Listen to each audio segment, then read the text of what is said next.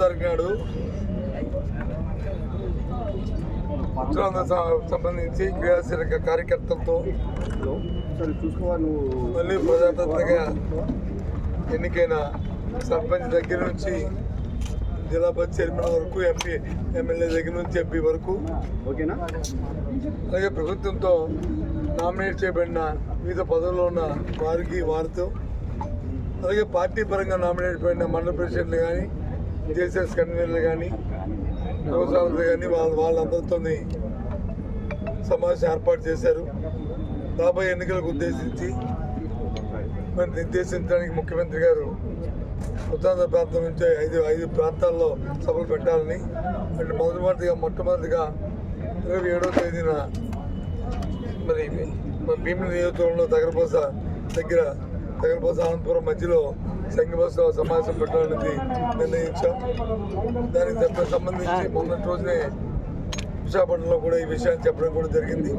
ఇవాళ ఆ నేపథ్యంలో ఇవాళ శ్రీకాకుళం వచ్చారు. శ్రీకాకుళం ఉన్న పెద్దలందరితో కూడా ఇన్ఛార్జీలు పెద్దలు నాయకులందరితో మాట్లాడి దానికి కావాల్సిన ఏర్పాట్ల గురించి చర్చించడానికి మరి నేను నాతో పాటు సుబ్బారెడ్డి గారు అలాగే జిల్లా పార్టీ అధ్యక్షులు అందరం కలిసి దీని మీద చర్చించడం జరిగింది.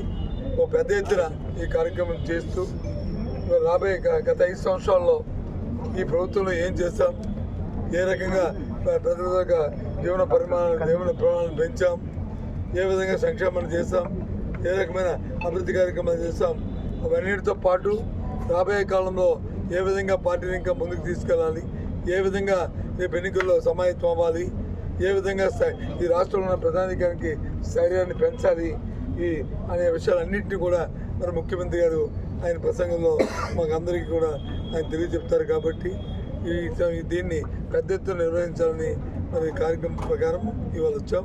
ఈ విషయాన్ని మీ ద్వారా ఇక్కడ కార్యకర్త అందరికీ కూడా తెలియజేస్తున్నాం. అంటే సార్ ఉత్తరాంధ్రలో ఎంచుకోవడానికి కారణం ఏంటి? గతంలో ఎన్నికల ప్రచారాన్ని కూడా ఉత్తరాంధ్రలో ప్రారంభించారు. మళ్ళీ ఏం సెంటిమెంట్తో పాటు ఏదో ప్రాంతం నుంచి గమనించాలో ఈ రాష్ట్రానికి తూర్పు దిక్కు ఉంది కాబట్టి ఇక్కడ నుంచి ప్రారంభించి సొమ్ము దొరుకుతుంది ఉద్దేశంతోనే ఇక్కడ నుంచి ప్రారంభిస్తుంది. దాంతోపాటు గత ఎన్నికల్లో ఈ 34 స్థానాలు అత్యధిక స్థానాలని విజయనగరం నుండి 9, ఇక్కడ ఉంటే 10 ఉంటే 10లో 8, అలాగే శ్రీకాకుళం నుంచి 15 ఉంటే 4 స్థానాలు తప్ప మిగతా స్థానాలన్నింటినీ విశాఖపట్నంలో మొత్తం అన్నీ గెలుచుకున్న నేపథ్యం. ఆ నేపథ్యంలోనే ఇక్కడ ఇదే ప్రకారం మళ్ళీ రేపు రాబోయే ఎన్నికల్లో కూడా 24లో కూడా అదే రిజల్ట్ కంటే మిన్నగా ఉండాలని ఇక్కడ నుంచి ప్రారంభించారు. సార్ కార్యకర్తలు ఎటువంటి ఉత్సాహం ఉంది సార్? ఉదయం చూస్తారు కదా మీరు వచ్చి చూడండి, ఎటువంటి ఉత్సాహం చెప్తారు సార్. ఇప్పుడు 4 లిస్టులు విడుదలయ్యాయి, 5వ లిస్టు 4 లిస్టులు ఏ రకంగా వచ్చి 5వ లిస్టు కూడా అలాగే వస్తుంది. అప్పుడు కూడా అది కూడా చూడండి. జిల్లాకి సంబంధించి ఉండొచ్చు అంటారా? ఊహాగానాలకి ఎందుకు, వాస్తవాలు మేము చెప్పినప్పుడు చూద్దరు కదా. లేదు మీరు ఊహించుకుంటే ఊహించుకోండి, మా తెలియదు. సార్ ఈ ఉత్తరాంధ్రలో సభ్యుల పర్యటన కొనసాగింది.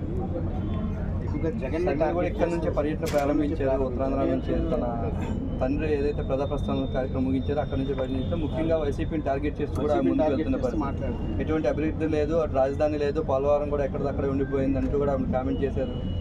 ఏమంటారు? ఫస్ట్ ఆఫ్ ఆల్ ఎవరు మాట్లాడినా ఏం చేస్తారు సరే, నాకైతే ఆ మాటలు చూసి ఆవిడ తాలూకా వ్యవహార శైలి చూసి నాకైతే జాలి అనిపించింది. ఫస్ట్ నేనైతే అయ్యో పాపం అనుకున్నాను నేను.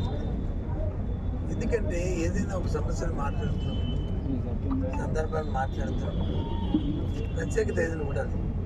ఏదైతే ఇంతకుముందు నాయకులు చెప్పిన మాటలు ఉన్నాయో వాటిని మళ్ళీ పదే ఉడికిస్తే ఎందుకు కొత్తనమే ఉంది. చంద్రబాబు నాయుడు గారు ఇంతకుముందు ఏదైతే మాట్లాడారో అవే మాటల్ని మాట్లాడేటప్పుడు కొత్తనమే ఉంది చెప్పండి. అందులో కొత్త ప్రక్రియ ఏమని చెప్పండి. ప్రత్యేకవాదం ఎవరు తగ్గడ పెట్టారు? ప్రత్యేక ప్యాకేజీ ఎవరు అడిగారు? సన్మానాలు ఎవరు తీసుకున్నారు? ఏ విధంగా రాష్ట్ర ప్రభుత్వం వచ్చి మాకు సరిపోద్ది అని చెప్పి రాసి ఇచ్చారు? ఆనాడు ముఖ్యమంత్రి చంద్రబాబు నాయుడు కాదా? ఆనాడు పరిస్థితులు కాదా? మరి ఇవాళ ఆ విషయాన్ని మర్చిపోయి మరి ఇవాళ ప్రభుత్వం మీద ముఖ్యమంత్రి మీద టార్గెట్ చేస్తూ వ్యక్తిగతంగా మాట్లాడడం అనేది ఎంతవరకు సమంజసమో ప్రజలు నిర్ణయిస్తారు. నేను కాదనలేదు. అది సార్ అంటే ఎంపీ సీట్లు ఇస్తే ఖచ్చితంగా మెడలో ఉంచుతామంటూ ఇప్పుడు కేంద్రానికి సాగిలు పడ్డారంటూ కూడా కామెంట్ చేస్తున్న పరిస్థితి. ఇక్కడ సాగిలు పడ్డాం.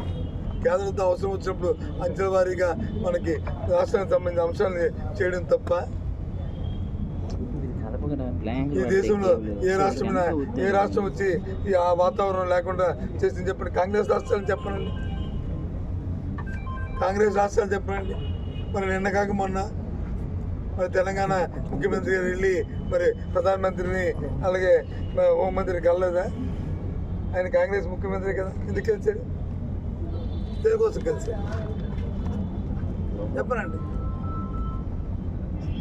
అంటే ఇవన్నీ చిన్న నాకు అందుకే జాలి వేస్తుంది మాట. ఎందుకు వాడినంటే అందుకు వాడే మాటని.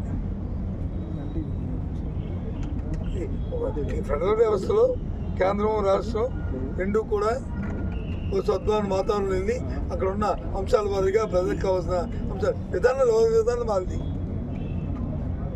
విధానం మాలిది కానీ అంశాలు భారతీయ జనతా పార్టీ విధానం మాలిది, మా పార్టీ విధానం మాది. ఇప్పుడు 3 రాజధానుల విధానం మాది ఉంది, మేము దానికి సంబంధిస్తున్నాం. ఈ ప్రాంతాలు ఉత్తరాంధ్ర ప్రాంతం బాగుపడాలి, అభివృద్ధి చెందాలి, అలాగే రాయలసీమ ప్రాంతం అభివృద్ధి చెందాలి, అలాగే కోస్తా ప్రాంతం అభివృద్ధి చెందాలని మేము పెట్టాం. భారతీయ జనతా పార్టీ కాదు, అమరావతి ఉండాలని కోరుకుంటున్నారు, అది వాళ్ళ విధానం.